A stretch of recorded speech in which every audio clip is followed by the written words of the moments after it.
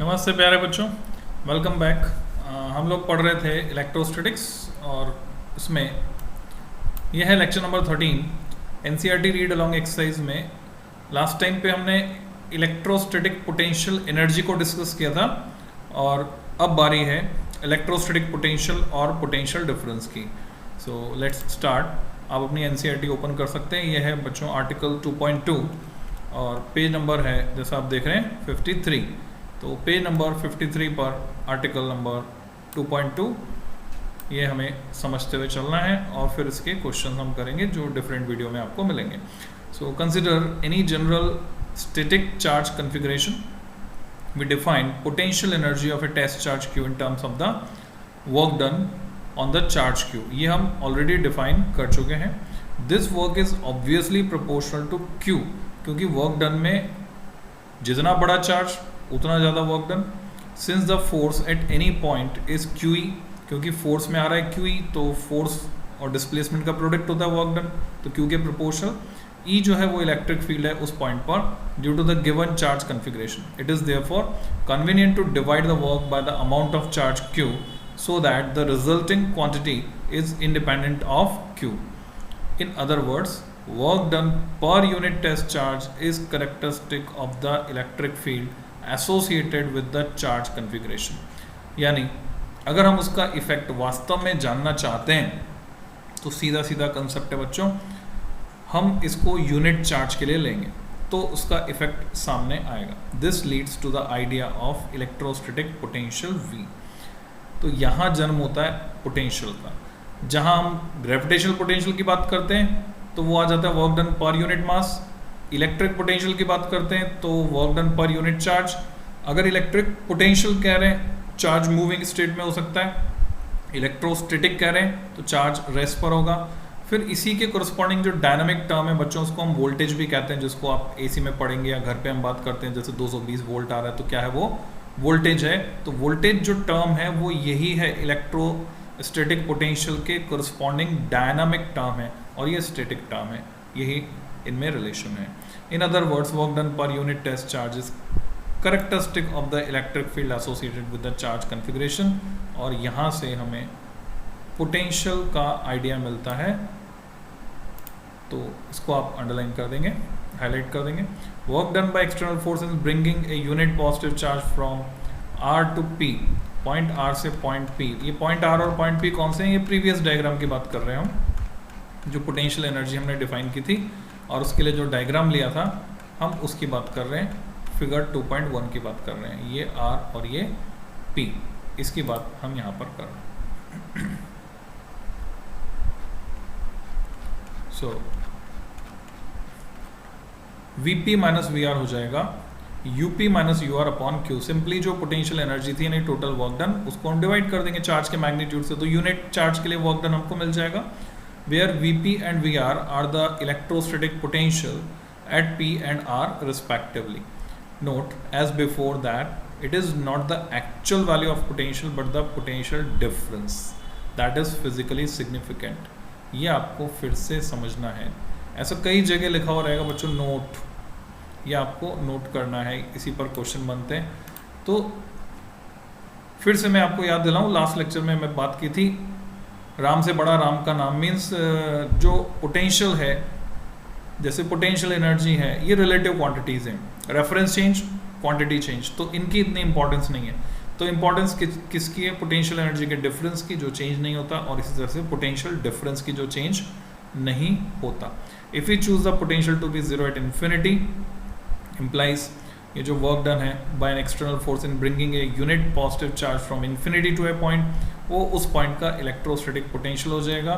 ये डेफिनेशन बन गई पोटेंशियल एट ए पॉइंट की।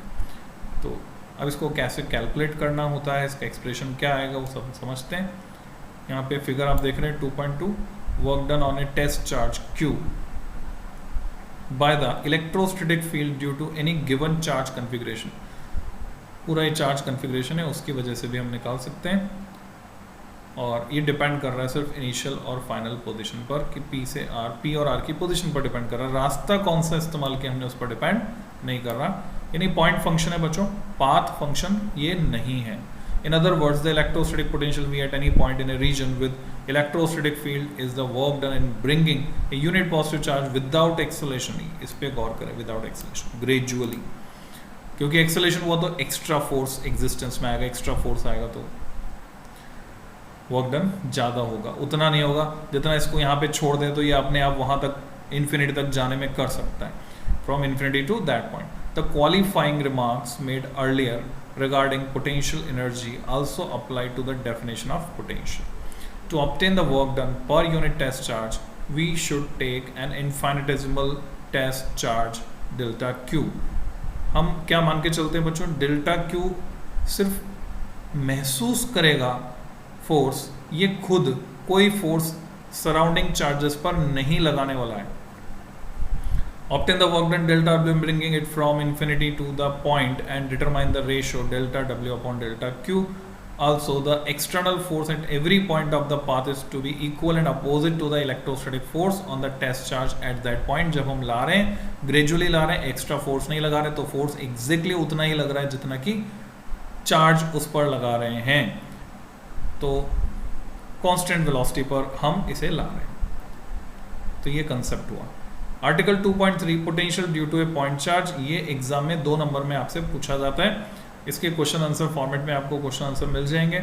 आप मेरी वेबसाइट पर भी जा सकते हैं physicsgyan.com, वहाँ बस एक बार रजिस्ट्रेशन जरूर आपको करना पड़ता है, everything is free of cost. जब एक बार आप रजिस्टर कर लेते हैं तो फिजिक्स, केमिस्ट्री, मैथ्स, बायो सारे नोट्स और जितनी भी जानकारियाँ नई आती हैं वो उस पर अपडेटेड रहती हैं, बोर्ड से रिलेटेड सब कुछ मटेरियल आपको उस पर मिलेगा। आने वाले टाइम में फिजिकल एजुकेशन इंग्लिश भी आपको उस पर मिलेगा। तो अगर बोर्ड की प्रिपरेशन कर रहे हैं तो वो बहुत ज़रूरी है, बोर्ड की प्रिपरेशन नहीं कर रहे, कंपटीशन की प्रिपरेशन कर रहे हैं, तो फिर रेफरेंस के लिए आप उसको यूज़ कर सकते हैं। So potential due to a point charge, consider a point charge Q at the origin पर है ये point charge Q। For definiteness take capital Q to be positive, मान लेते हैं हम वो पॉजिटिव नेचर में है। We wish to determine the potential at any point P point पर हम पोटेंशियल निकालना चाहते हैं इस पॉइंट P पर, विद पोजिशन वैक्टर R, उसका पोजिशन वैक्टर ओरिजिन के रिस्पेक्ट में R है। For that we must calculate the work done in bringing a unit positive test charge from infinity to point P। तो definition के according infinity से point P तक unit positive charge को अगर मैं लेकर आता हूँ तो जो वर्क करना पड़ेगा वही पोटेंशियल की फॉर्म में स्टोर हो जाएगा, वही पोटेंशियल होगा। For Q greater than 0 the work done against the repulsive force on the test charge is positive. External agency धकेल के लाएगी उसको बच्चों, धकेल के लाएगी तो वर्क डन इज पॉजिटिव। पर अगर Q लेस देन 0 है तो यही वर्क डन नेगेटिव आएगा, और ये इसका साइन डिटरमाइन करना आपको आना चाहिए। Since work done is independent of the path, we choose convenient path along the radial direction from infinity to point P। At some intermediate point P dash अगर हम कंसिडर करें on the path, electrostatic force जो है unit positive charge पर वो है K Q1 Q2, K की value आ गई 1/4 पे एप्सिलॉन 0, Q1 की जगह source charge capital Q, Q2 की जगह +1 अपॉन डिस्टेंस जो है वेरिएबल डिस्टेंस को हमने मान लिया R डैश, उसका स्क्वायर इनटू यूनिट वेक्टर लगा दिया डायरेक्शन के लिए हमने R cap dash, where R cap dash is unit vector along OP dash, ये इसकी डायरेक्शन है जो हमने स्पेसिफाई कर दी लैंग्वेज में लिखकर। Work done against this force from R dash to R dash plus delta R dash, वो small work done जो होगा डेल्टा R डैश से डिस्प्लेस करने में बच्चों वो होगा डेल्टा W से, उसको दिखाया तो माइनस फोर्स इनटू डिस्प्लेसमेंट, यानी डेल्टा R डैश से मल्टीप्लाई किया इस फोर्स को जो हमने अभी लिखा था। नेगेटिव साइन अपीयर्स बिकॉज जब हम डॉट प्रोडक्ट ओपन करेंगे होता क्या है, F डॉट dx होता है, लिखकर बताता हूँ आपको। जो वर्क डन है बच्चों, जो हमने सीखा हुआ है W, जब भी वेरिएबल फोर्स होता है ये integration of F dot dx होता है। इंटीग्रेशन अभी कर लेंगे समेशन, और स्मॉल एलिमेंट के लिए जो लिया वो dw से मैं इसको अगर दिखाऊं तो F की वैल्यू हमने रखी जो थी, फिर dx और इनके बीच का एंगल आएगा। अब फोर्स जो है वो रिपल्शन का है, चार्ज रिपेल कर रहा है और उसके अपोजिट हम ला रहे हैं, चार्ज रिपेल कर रहे हैं हम उसके अपोजिट ला रहे हैं, तो एंगल जो है 180 डिग्री आ गया cos थीटा, जो होता है ना डॉट प्रोडक्ट आपने सीखा है A dot B equal to AB cos theta. तो ये cos 180 जो है कि -1 है, उसकी वजह से आप ये देख रहे हैं यहाँ पर नेगेटिव साइन आ गया। The negative sign appears because for delta R dash less than 0 delta W is positive. Total work done, अच्छा नेगेटिव होता डेल्टा R डैश वो लेस देन 0 है, इसलिए यहाँ पर हमने माना। अलग अलग हम लॉजिक लगा सकते हैं, हम ये भी लगा सकते हैं कि work done by external agency इसलिए नेगेटिव, नहीं तो हम ये लॉजिक लगा सकते हैं कि डिस्टेंस डिक्रीज हो रही है तो डेल्टा आर डैश का साइन नेगेटिव है। किसी भी लॉजिक से, ये तो मैथमेटिक्स हो गई बच्चों। फिजिक्स में हमें पता है पॉजिटिव चार्ज की वजह से पोटेंशियल पॉजिटिव में होगा, नेगेटिव चार्ज की वजह से नेगेटिव में होगा। तो फिजिक्स से जाएंगे तो ये सब कंफ्यूजन्स नहीं होंगे साइन को लेकर, साइन क्लियरली हम डिटरमाइन कर पाएंगे। सो इंटीग्रेट करेंगे अब R dash equal to infinity to R dash equal to R तक इंटीग्रेट करके फाइनल एक्सप्रेशन हमको मिल जाएगा जो है के क्यू अपॉन आर, यानी q upon 4 pi epsilon 0 R. तो किसी सोर्स चार्ज की वजह से आर डिस्टेंस पर कोई जो पॉइंट है वहाँ पर जो पोटेंशियल होता है वो कितना होता है, के क्यू बाय आर। ये एक्सप्रेशन आया पोटेंशियल का हमारे पास, इलेक्ट्रिक पोटेंशियल। तो अगर हम ग्राफ खींच कर देखें तो ग्राफ कैसा होगा। Equation 2.8 is true for any sign of charge capital q. Negative आएगा तो नेगेटिव में, पोटेंशियल पॉजिटिव आएगा तो पॉजिटिव में। दो we consider Q greater than 0 in this derivation और Q less than 0, V is less than 0, that is work done by external force per unit positive test charge in bringing it from infinity to point is negative, क्योंकि वो अपने आप आएगा, अपने आप आएगा तो एक्सटर्नल एजेंसी को वर्क नहीं करना पड़ेगा, वो खुद वर्क करेगा, सिस्टम वर्क करेगा, अपनी एनर्जी खर्च करेगा, that's why it is negative. This is equivalent to saying that work done by the electrostatic force in bringing the unit positive charge from infinity to the point P is positive. This is as it should be, since for Q less than 0, the force on a unit positive test charge is attractive, so that the electrostatic force and the displacement are in the same direction. Finally, we note that equation 2.8 is consistent with the choice that potential at infinity be 0. ये उसी fact को समझाया गया है। शांति से आप पढ़ के देखना चाहें तो देख लें, अगर वही समझ में आ गया तो जरूरत नहीं है, जानते हैं पॉजिटिव चार्ज की वजह से पॉजिटिव, नेगेटिव वजह से नेगेटिव। फिगर 2.4 इंपॉर्टेंट है बच्चों, ये इस पर सवाल आता है एग्जाम में और इसको हम लिंक करके समझ सकते हैं। आप देख रहे हैं एक ग्राफ का स्लोप ज़्यादा है इलेक्ट्रिक फील्ड वाले का, because it is made for inversely proportional to R square relationship, और पोटेंशियल वाले जो वे एग्जैक्ट रेक्टेंगुलर हाइपरबोला है इनवर्सली प्रोपोर्शनल टू आर, उसका स्लोप कम है। इसको किससे लिंक कर सकते हैं, क्लास 11 में आपने पढ़ा था adiabatic curve and isothermal curve. अगर याद आ रहा है आपको पीवी डायग्राम, वहाँ पर आपने ड्रॉ किए थे प्रेशर एंड वॉल्यूम, और उनमें क्या रिलेशन था अगर आपको याद आ रहा है, किसका स्लोप ज़्यादा किसका स्लोप कम। तो आइसोथर्मल कर्व जो था उसका स्लोप कम था और एडियाबैटिक कर्व का स्लोप आइसोथर्मल कर्व का गामा टाइम्स था। वैसे ही कुछ रिलेशन आप उसको लिंक करके पुराना कंसेप्ट दोहरा भी सकते हैं, उसको याद भी रख सकते हैं। Figure shows how the electrostatic potential जो कि इनवर्सली प्रोपोर्शनल टू आर है एंड द इलेक्ट्रोस्टैटिक फील्ड जो कि inversely proportional to R square है वो आर के साथ वैरी करते हैं। एग्जाम्पल 2.1 देखते हैं बच्चों हम। Calculate the potential at point P due to charge 4 × 10⁻⁷ coulomb है, लोकेटेड 9 सेंटीमीटर अवे, 9 सेंटीमीटर की दूरी पर है। सबसे पहले तो ऐसा ही यूनिट में कन्वर्ट करना पड़ेगा, 9 सेंटीमीटर मतलब 9 × 10⁻² मीटर। तो पार्ट ए का सॉल्यूशन के क्यू बाई आर फॉर्मूला हमने लगाया and direct formula based question 4 × 10⁴ volt आ गया। B part, hence obtain the work done in bringing a charge of 2 × 10⁻⁹ coulomb, इसको हम 2 नैनो कूलम भी कह सकते हैं, 2 nano coulomb. So from infinity to the point P does the answer depend on the path along which the charge is brought. तो अभी अभी हमने सीखा था, पोटेंशियल एनर्जी के लिए भी सीखा था कि ये पाथ फंक्शन नहीं है, पॉइंट फंक्शन है। So V equal to k q by R 9 × 10⁹ newton metre square पर कूलम स्क्वायर को मल्टीप्लाई किया हमने, के क्यू बाई आर निकालने के लिए के की वैल्यू रखी हमने और क्यू बाई आर से मल्टीप्लाई कर दिया सेंटीमीटर को मीटर बदल के। तो 4 × 10⁴ वोल्ट जो आया था, अब सिंपली पोटेंशियल के डिफरेंस से मल्टीप्लाई करना है तो वर्क डन आ जाएगा W equal to q V. तो 2 × 10⁻⁹ × 4 × 10⁴ जूल में ये आंसर आएगा, क्योंकि वर्क डन को हम नापते हैं जूल में। नो, दूसरा जो पार्ट पूछा है उसका जवाब आपको लिखना पड़ेगा बोर्ड में। अगर आप लिख रहे हैं तो जितने भी पार्ट पूछे सबके जवाब आपको, no work done will be path independent, any arbitrary infinitesimal path can be resolved into 2 perpendicular displacement, एक अलॉन्ग आर होगा, दूसरा परपेंडिकुलर टू द आर होगा, और जो परपेंडिकुलर टू द आर है उसके लिए वर्क डन 0 होगा, इसलिए पाथ पर डिपेंड नहीं करेगा। नेक्स्ट आर्टिकल है बच्चों 2.4 potential due to an electric dipole. इसको मैं डाइपोल पढ़ाने के बाद लूँगा, डाइपोल के कारण पोटेंशियल कितना होता है, ये डेरिवेशन हम डाइपोल के डेरिवेशंस के साथ साइमल्टेनियसली वहां पर करेंगे। अभी मैं जा रहा हूं अगले आर्टिकल पर, potential due to a system of charges. जैसे आपने इलेक्ट्रिक फील्ड्स के लिए पढ़ा बच्चों सुपरपोजिशन प्रिंसिपल, मेरा सवाल है क्या सुपरपोजिशन प्रिंसिपल हम पोटेंशियल के लिए लगा सकते हैं जो कि स्केलर क्वांटिटी है? तो जवाब है हाँ, सुपरपोजिशन प्रिंसिपल सिर्फ वेक्टर फील्ड्स के लिए नहीं है, it can be applied for scalar fields, scalar quantities also. तो potential due to a system of charges आपको निकालना है। Consider the system of charges Q1 Q2 Qn तक ले लिया हमने, with position vectors R1 R2 Rn ले लिया हमने, रिलेटेड टू सम ऑरिजिन, ये ऑरिजिन मान लिया हमने कहीं पर, उसके रिस्पेक्ट में ये पोजिशन वैक्टर्स हैं। The potential V1 at P due to the charge Q1 की वजह से P पर जो पोटेंशियल होगा वो होगा K Q1 बाय R1P, ये डिस्प्लेसमेंट वेक्टर हो गया इसका। ऐसे Q2 की वजह से, Q3 की वजह से, तो जो टोटल पोटेंशियल होगा, अब इसमें डायरेक्शन का चक्कर नहीं बच्चों, डायरेक्शन की चिंता हमें नहीं करनी है, डायरेक्शन का कोई इसमें प्रॉब्लम डायरेक्शन की नहीं आ रही है।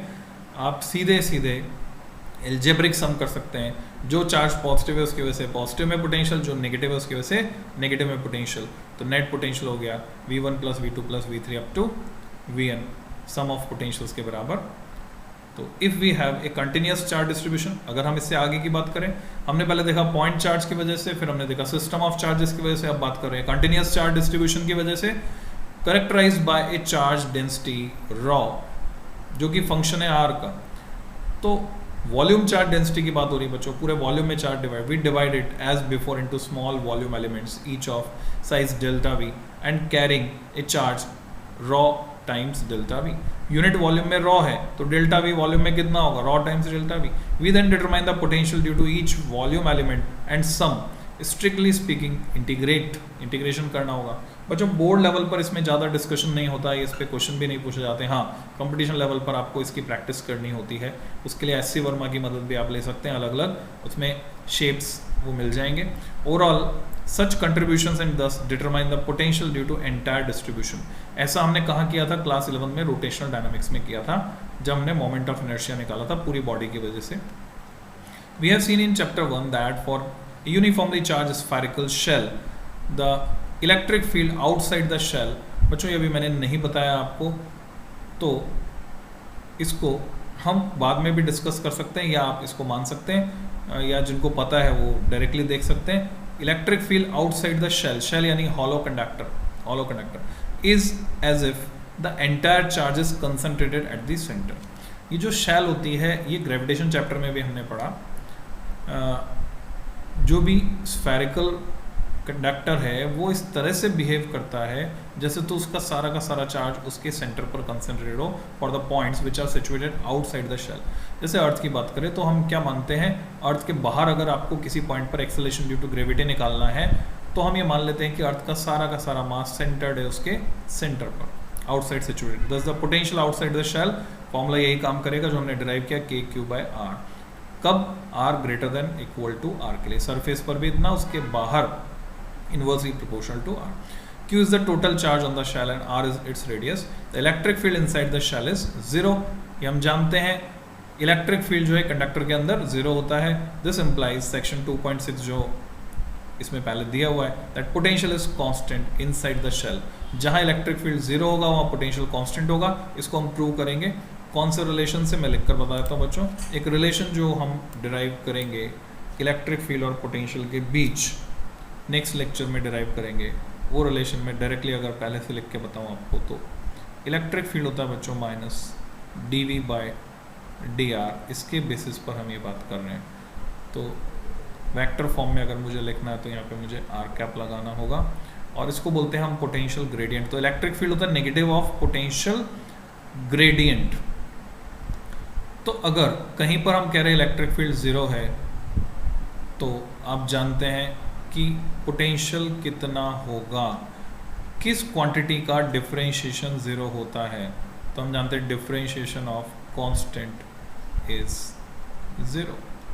इसका मतलब पोटेंशियल क्या हुआ बच्चों, पोटेंशियल हुआ कांस्टेंट। इसी कंसेप्ट की बात हम यहाँ कर रहे हैं।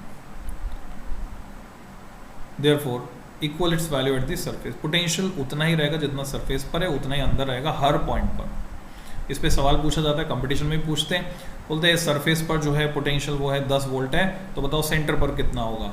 कंडक्टिंग स्फीयर है, कंडक्टर है, तो सरफेस पर जितना उतना ही सेंटर पर होगा, उतना ही बीच के किसी भी पॉइंट पर होगा। तो जब पोटेंशियल सेम होगा तो no work is done in moving charge inside the shell. एक पॉइंट से दूसरे पॉइंट तक आप चार्ज को मूव कीजिए, ले जाइए, work done will B 0। Example 2.2, two charges 3 into 10 power minus 8 coulomb and minus 2 into 10 power minus 8 coulomb are located 15 centimeter apart। बच्चों डाइपोल नहीं है क्योंकि चार्जेस के मैग्नीट्यूड अलग अलग हैं, भले ही एक पॉजिटिव एक नेगेटिव है। At what point on the line joining the two charges is the electric potential 0। इस लाइन पर कहाँ पर पोटेंशियल 0 होगा वो हमें पता करना है। एक नेगेटिव चार्ज है उसकी वजह से नेगेटिव पोटेंशियल, दूसरा पॉजिटिव उसकी वजह से पॉजिटिव पोटेंशियल। रेफरेंस हमने क्या लिया, इन्फिनिटी। डिफॉल्ट से हम रेफरेंस लेते हैं इन्फिनिटी को।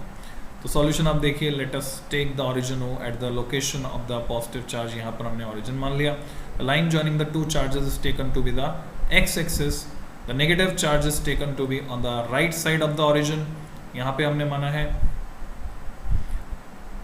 तो जो पोटेंशियल होगा KQ/R फॉर्मूला हमने लगाया, माना कि P पॉइंट पर पोटेंशियल 0 है, ये पता करना 0 कहाँ है।